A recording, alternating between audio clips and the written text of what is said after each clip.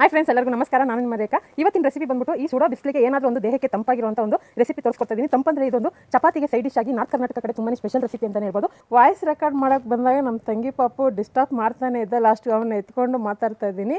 So ಈ ರೆಸಿಪಿನ last ಗಂಟೆ ನೋಡಿ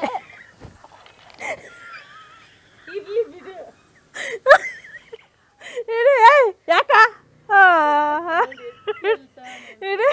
ಬಾಯ್. ಹಾಯ್ ಹಲೋ ಫ್ರೆಂಡ್ಸ್, ಎಲ್ಲರಿಗೂ ನಮಸ್ಕಾರ. ರೇಖಾ ಅಡುಗೆ ಚಾನಲ್ಗೆ ಸ್ವಾಗತ. ಹೊಸದಾಗಿ ನಮ್ಮ ಚಾನಲ್ ನೋಡ್ತಾ ಇದ್ದರೆ ಸಬ್ಸ್ಕ್ರೈಬ್ ಮಾಡ್ಕೊಳ್ಳಿ.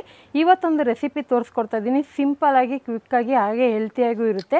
ಸೊ ನನ್ನ ಕೈಯಲ್ಲಿ ನೆನೆಸಿರೋಂಥ ಹೆಸರು ಕಾಳು 1 ಕಪ್ಪು ಸಬ್ಸಿಗೆ ಸೊಪ್ಪು ಇಟ್ಟಿದ್ದೀನಿ. ಕೆಲವ್ರಿಗೆ ನೋಡಿದ ತಕ್ಷಣವೇ ಗೊತ್ತಾಗಿರ್ಬೋದು ಏನು ರೆಸಿಪಿ ಅಂತ. ಇದೊಂದು ಪಲ್ಯದ ರೆಸಿಪಿ ತೋರಿಸ್ಕೊಡ್ತಾ ಇದ್ದೀನಿ. ಉತ್ತರ ಕರ್ನಾಟಕ ಕಡೆ ತುಂಬಾ ಸ್ಪೆಷಲ್ ರೆಸಿಪಿ. ಅದನ್ನು ನಿಮಗೆ ಈಸಿಯಾಗಿ ತೋರಿಸ್ಕೊಡ್ತಾ ಇದ್ದೀನಿ. ಚಪಾತಿ ಜೊತೆಗೆ ಸೂಪರಾಗಿರುತ್ತೆ ಕಾಂಬಿನೇಷನು. ಖಂಡಿತ ಈ ವಿಡಿಯೋ ಲಾಸ್ಟ್ ಗಂಟೆನೂ ನೋಡಿ. ಇಷ್ಟ ಆಯ್ತಂದರೆ ಈ ವಿಡಿಯೋಗೆ ಹಾಗೆ ಲೈಕ್ ಮಾಡಿ, ಶೇರ್ ಮಾಡಿ, ಕಮೆಂಟ್ ಮಾಡಿ ತಿಳಿಸಿ. ಬನ್ನಿ ಇವಾಗ ಈ ರೆಸಿಪಿನ ಯಾವ ರೀತಿ ಮಾಡೋದಂತ ನೋಡ್ಕೊಬರೋಣ. ನೋಡಿ, ಇವಾಗ ಹೆಸರು ಕಾಳನ್ನ ಬೇಯಿಸ್ಕೋಬೇಕು. ಇಲ್ಲಿ ನಾನು ಒಂದು 200 ಗ್ರಾಮ್ ಆಗೋಷ್ಟು ಹೆಸರು ಕಾಳನ್ನ ನೈಟೇ ನೆನೆಯಾಕೆ ಇಟ್ಕೊಂಡಿದ್ದೆ. ಸೊ ಅದನ್ನ ನೆನೆಸಿರೋಂಥ ಹೆಸರು ಕಾಳನ್ನ ಚೆನ್ನಾಗಿ ಕುದಿಯೋಂಥ ನೀರಿಗೆ ಹಾಕ್ಕೊಂಡಿದ್ದೀನಿ. ಸೊ ಹೆಸರು ಕಾಳನ್ನ ನೀವು ನೆನೆಸಿರ್ತೀರಲ್ಲ, ಅದನ್ನು ಚೆನ್ನಾಗಿ ತೊಳೆದ್ಬಿಟ್ಟು ಮತ್ತೆ ಯೂಸ್ ಮಾಡಿ, ಹಂಗೆ ಡೈರೆಕ್ಟಾಗಿ ಹಾಕೋಕ್ಕೆ ಹೋಗಬೇಡಿ.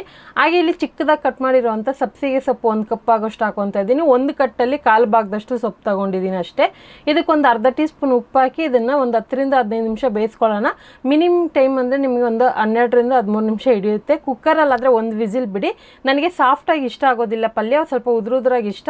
ಅದಕ್ಕೋಸ್ಕರ ನಾನು ಪಾತ್ರೆನಲ್ಲೇ ಬೇಯಿಸ್ತೀನಿ. ಅದು ಬೇಯೋ ಟೈಮ್ಗೆ ನಾವು ಎಲ್ಲ ಒಗ್ಗರಣೆಗೆ ರೆಡಿ ಮಾಡ್ಕೊಳ್ಳೋಣ.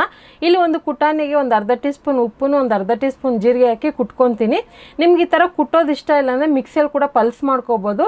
ಸೊ ಇವಾಗ ಈ ಥರ ಮಾಡೋದ್ರಿಂದ ನಿಮಗೆ ಒರಿಜಿನಲ್ ಟೇಸ್ಟ್ ಸಿಗುತ್ತೆ. ಆ ಘಮನೇ ಬೇರೆ ಥರ ಇರುತ್ತೆ. ಇದಕ್ಕೆ 1 ಗೆಡ್ಡೆ ಬೆಳ್ಳುಳ್ಳಿನೂ, ಒಂದು 5 ಹಸಿಮೆಣಸಿನ್ಕಾಯಿ ಹಾಕ್ಕೊತಾ ಇದ್ದೀನಿ. ಸೊ ಇದಕ್ಕೆ ಮೇಯ್ನ್ ಇಂಗ್ರೀಡಿಯೆಂಟ್ಸು ಜೀರಿಗೆ, ಬೆಳ್ಳುಳ್ಳಿ, ಹಸಿಮೆಣಸಿನ್ಕಾಯಿ. ಅಥವಾ ನಿಮ್ಗೆ ಈ ಥರ ಎಮರ್ಜೆನ್ಸಿಗೆ ನೀವು ಮಾಡೋದಕ್ಕಾಗೋದಿಲ್ಲ, ಫಸ್ಟೇ ನೀವು ಪ್ರಿಪೇರ್ ಮಾಡಿ ಇಟ್ಕೋಬೇಕು ಈ ಥರ ಒಂದು ಖಾರ ಅನ್ನೋದಾದರೆ, ನಾನು ಆಲ್ರೆಡಿ ರೆಸಿಪಿ ಹಾಕಿದ್ದೀನಿ. ಗ್ರೀನ್ ಚಟ್ನಿ ಅಂತಲೇ ಹಾಕಿದ್ದೀನಿ ನೋಡಿ, ಒಂದು ಸ್ಪೈಸಿ ಚಟ್ನಿದು. ಅದೊಂದು ಎಲ್ಲ ಥರ ಪಲ್ಯಕ್ಕೆ ಯೂಸ್ ಮಾಡೋವಂಥ ಚಟ್ನಿನೇ. ಅದನ್ನು ಒಂದ್ಸರಿ ಚೆಕ್ ಮಾಡಿ ನಮ್ಮ ಚಾನಲಲ್ಲಿದೆ. ಸೊ ಇವಾಗ ಇದನ್ನು ಕುಟ್ಟಿದ್ದಾಯಿತು. ಈ ಕುಟ್ಟಿರೋವಂಥ ಮಸಾಲೆನ ಸೈಡ್ಗೆ ಎತ್ತಿಟ್ಕೊಳ್ಳೋಣ. ಸೊ ಈ ಥರ ಮಾಡೋದ್ರಿಂದ ಫ್ರೆಶ್ ಆಗಿ ನಿಮಗೆ ಆ ಟೇಸ್ಟೇ ಡಿಫ್ರೆಂಟಾಗಿ ತುಂಬಾ ರುಚಿಯಾಗಿರುತ್ತೆ. ಈಗ ಅದೇ ಟೈಮ್ಗೆ ಹೆಸರು ಕಾಳು ಸಬ್ಸಿಗೆ ಸೊಪ್ಪು ಬೆಂದಿದೆ. ಆ ಬೇಯಿಸಿರೋಂಥ ನೀರನ್ನ ವೇಸ್ಟ್ ಮಾಡೋಕ್ಕೆ ಹೋಗಬೇಡಿ. ಬೇಕಂದರೆ ಸೂಪ್ ಥರನೂ ಕುಡಿಬೋದು, ಅಥವಾ ನೀವು ಬಸ್ಸಾರು ಮಾಡ್ಕೋಬೋದು, ರಸಮ್ ಮಾಡ್ಕೋಬೋದು, ಅಥವಾ ಉಪ್ಸಾರು ಕೂಡ ನೀವು ಮಾಡ್ಕೊಬೋದು. ಸೊ ನಾವು ಕೂಡ ಅದೇ ಥರ ಮಾಡ್ಕೊತೀರಿ. ಆದರೆ ಬೇಯಿಸಿರೋ ನೀರನ್ನ ವೇಸ್ಟ್ ಮಾಡೋಕ್ಕೆ ಹೋಗಲೇಬೇಡಿ. ತುಂಬಾ ಹೆಲ್ತ್ಗೆ ಒಳ್ಳೆಯದು ಬೇಯಿಸಿರೋಂಥ ನೀರು. ಇವಾಗ ನಾನು ಬಸ್ತಿ ಎತ್ತಿಟ್ಕೊಂಡಿದ್ದೀನಿ. ಇವಾಗ ಒಗ್ಗರಣೆ ಹಾಕ್ಕೊಳ್ಳೋಣ. ಸೊ ಇವಾಗ ಇದನ್ನು ಪೂರ್ತಿ ನಿಮಗೆ ಡ್ರೈ ಥರ ಬೇಡ ಅಂದರೆ ಒಂದು ಸ್ವಲ್ಪ ನೀರು ಹಾಕಿ ಕೂಡ ಗೊಜ್ಜು ಥರನೂ ಮಾಡ್ಕೊಬೋದು ಈ ಪಲ್ಯನ. ಈಗ ನಾನು ಅದೇ ಕಡೆಗೆ 1-2 ಟೇಬಲ್ ಸ್ಪೂನ್ ಎಣ್ಣೆ, ಒಂದು ಅರ್ಧ ಟೀ ಸ್ಪೂನ್ ಸಾಸಿವೆ ಹಾಕ್ಕೊತಾ ಇದ್ದೀನಿ. ನಮ್ಮ ಚಾನಲಲ್ಲಿ ಚಪಾತಿಗೆ ಬೇಕಾಗಿರೋವಂಥ ಥರ ತುಂಬಾ ವೆರೈಟಿ ಆಫ್ ರೆಸಿಪಿ ಇದ್ದಾವೆ. ಆದಷ್ಟು ಈ ಬೇಸಿಗೆಯಲ್ಲಿ ನೀರಿನ ಅಂಶ ಇರುವಂಥದ್ದು ಅಥವಾ ದೇಹಕ್ಕೆ ತಂಪಿಗಿರುವಂಥ ತರಕಾರಿಗಳನ್ನ ಯೂಸ್ ಮಾಡಿ. ಆದಷ್ಟು ನೆನೆಸಿರೋ ಕಾಳನ್ನ ಯೂಸ್ ಮಾಡಿ, ಒಳ್ಳೆಯದಾಗುತ್ತೆ.